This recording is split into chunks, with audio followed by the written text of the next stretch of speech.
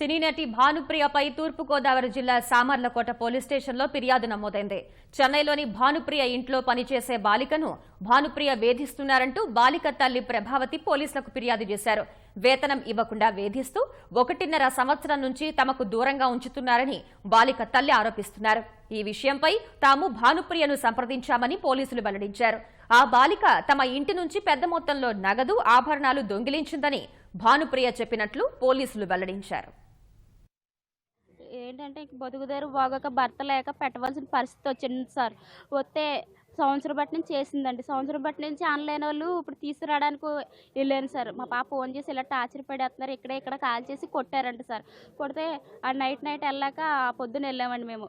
పొద్దున వెళ్తే మీరు అక్కడ ఆగండి, మీ అమ్మాయి దొంగతనం చేసింది, లడ్డూలు తినేసి ఆవిడొచ్చి లడ్డూలు తినేస్తుంది అన్నారు. పోలీసు క్షమించడానికి కాల్ మీద పడ్డాను సార్. పడితే ఇలా దౌర్జన్యంగా మీరు 10 లక్షలు కట్టి తీసుకెళ్ళండి, జైలు శిక్ష వేసేస్తాను, ఆల్రెడీ కేసు పెట్టామని ఆయనే మాట్లాడి ఆయనే బెదిరించి వాయిస్ రికార్డ్ చేసి చెప్పారు సార్. అక్కడ ఇక్కడ సామాన్లు తెచ్చి మీరు పట్టిపోయారని చెప్తానన్నారండి.